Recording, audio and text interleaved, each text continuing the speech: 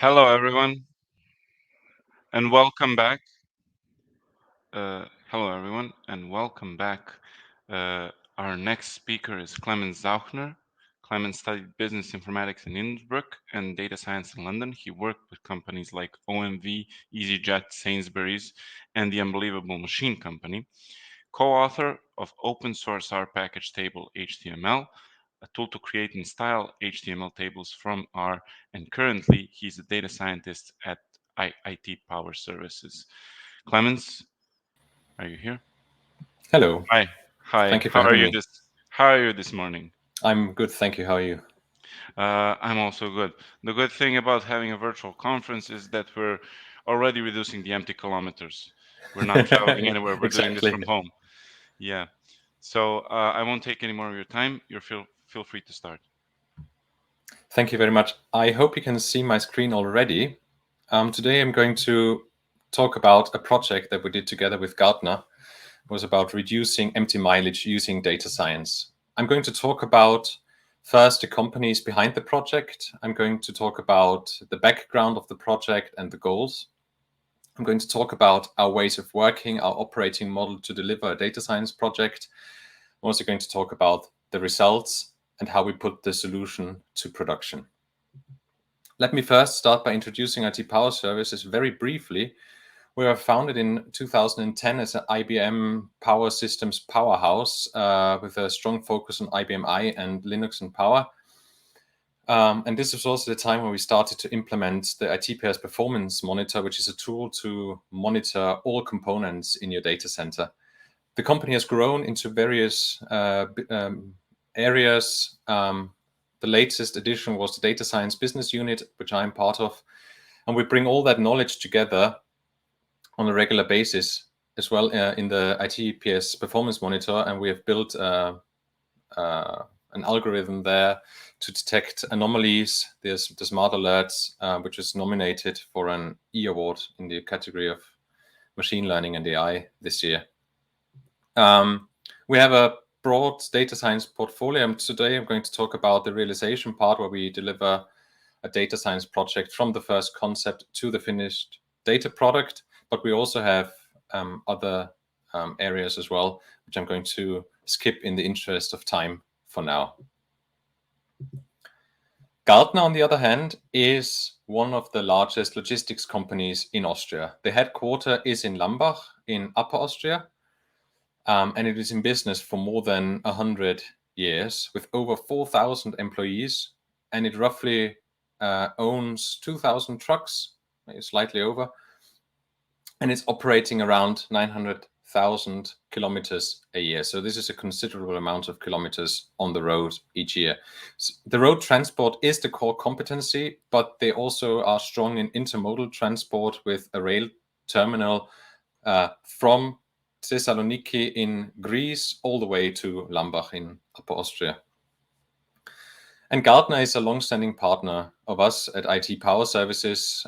We help them with their IBM I and installation, their IBM Power Systems in general, and we also are working with them in the data science field.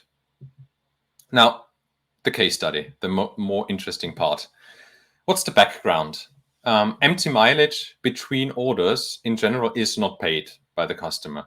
And it causes a high cost on the one hand side in a business perspective, but also unnecessary emissions. And this is especially important today as we are talking about sustainability and how data can help to achieve goals in sustainability. The dispatchers try to allocate orders to available trucks and available trucks to orders. And it's very difficult for them sometimes to keep an overview across the whole fleet and departments to make the right decision at the right time. Now, this business is already highly optimized, but there's still room for improvement. When you think about it, the average fuel consumption of a truck is roughly 30 liters per 100 kilometers, give or take. And there's a potential to avoid 0.79 kilograms of CO2 per kilometer. So even when you think about it with a conservative reduction, a considerable potential is there to avoid costs on the one hand side, but also to reduce CO2 emissions. So this is a very important project from those two perspectives. The aim of the project was to avoid empty mileage by assisting the dispatchers to make better decisions faster. And all of that should be done using real-time data, which is used to generate automated recommendations to assist the search to find best freight for a given truck and to find the best truck for a given freight. Now, every data science project goes through various stages. It starts off with the concept. You then go on to develop a prototype of a solution. And then once you've found it successful, you try to make a product out of it to make sure that users can actually interact with it. And I'm going to talk about all those stages and what we did in all of them. The starting point here was a very specific use case idea from Gartner. They approached us and we talked about the details and requirements, but they were not that sharpened, so we needed to talk a bit more about them to begin with. There was a need also to assess the data quality because there was a broad initiative a couple of years ago to collect more data for a different thing. We needed to make sure that the data quality is sufficient for what we had in mind. And also we needed to check if it's usable for this particular use case.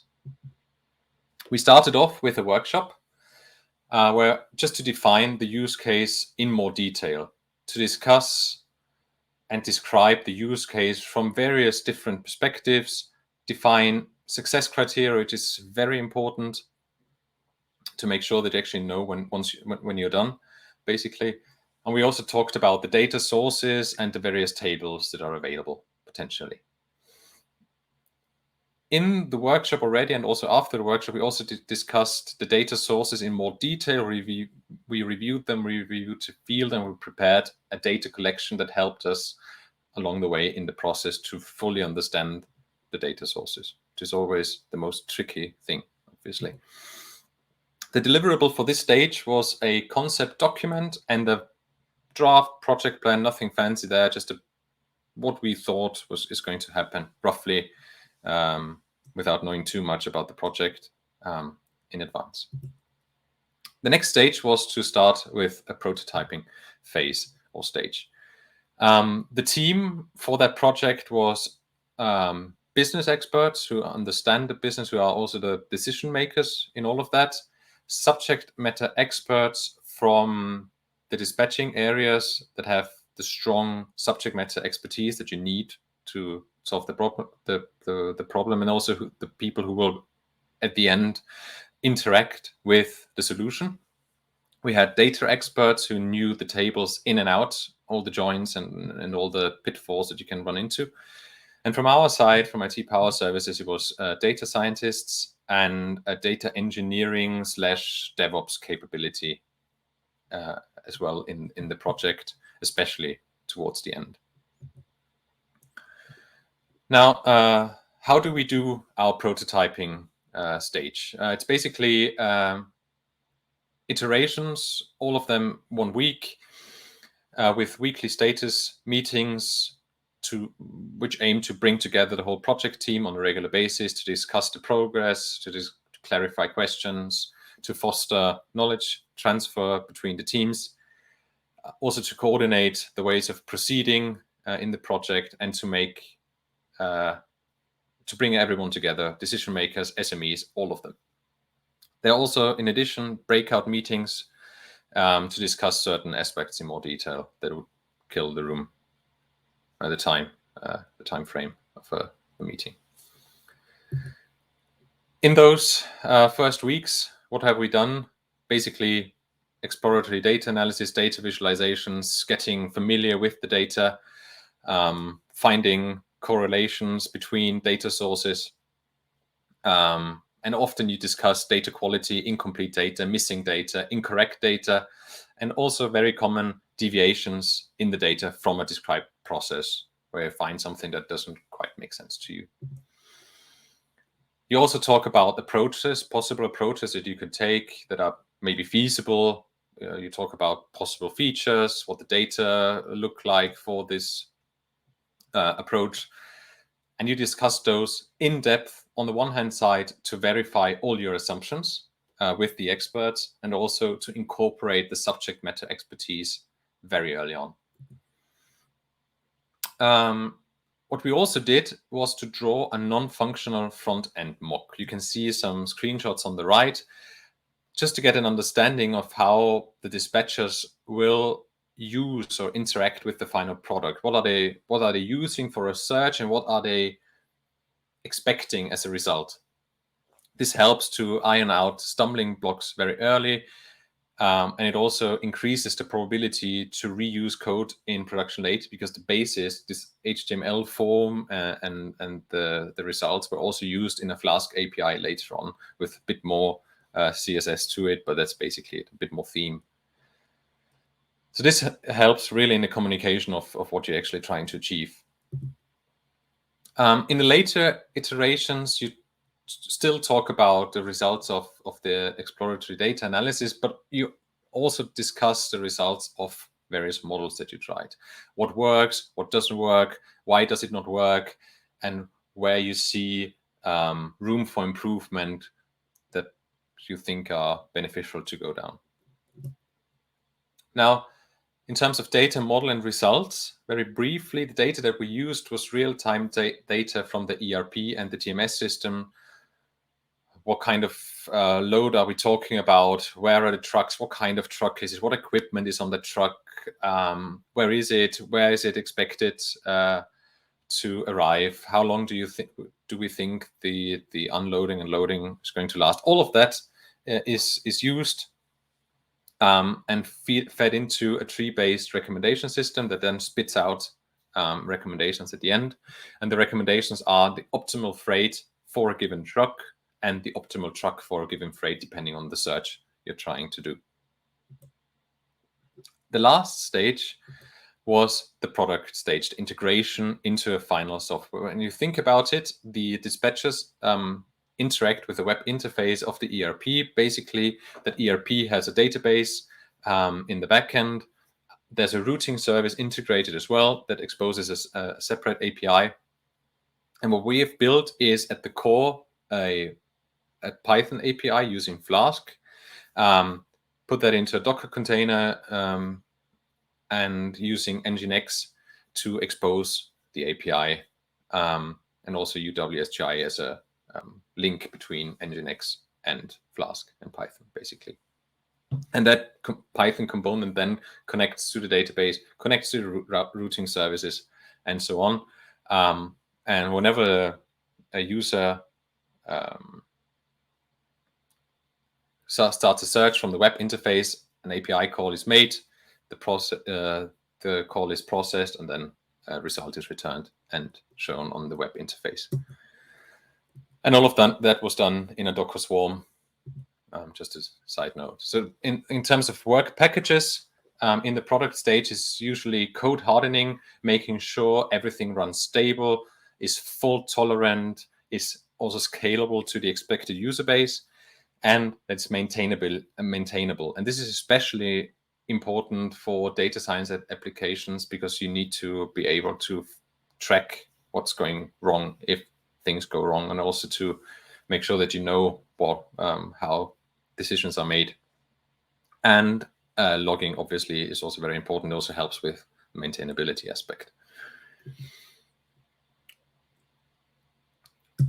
Now, in summary, data is key to unlock opportunities, to optimize those core processes in your business, and also to deliver on your goals, on company-wide goals.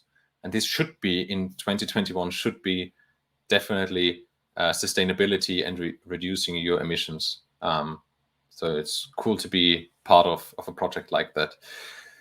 A methodical and also strategic approach is a key stepping stone for success in all of that. You cannot just try to do something here and there. You need a proper approach to do all of that.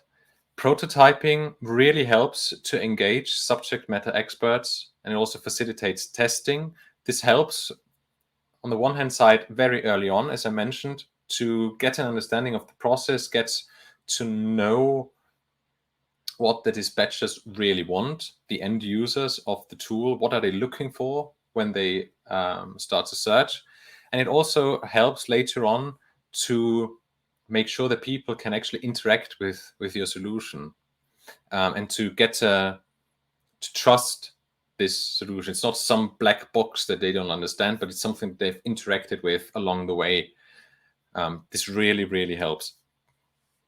And flagship projects, successful flagship projects, even if they are small ones, really help to pave the way for a broader initiative. And this is certainly the case at Gartner. This is one of the first projects in that space, but it certainly will not be the last. Now, let me finish by shamelessly plugging our data science talk, which will be on November the 30th this year. Save the date. We will talk about data strategy and how businesses in Austria, from small businesses to medium businesses to large businesses, use data strategy to inform what they are doing in the next couple of years. So this should be very interesting to the audience. Potentially watch this space for some more LinkedIn feed, for example. Get more details. So this was the end of my talk. Thank you very much.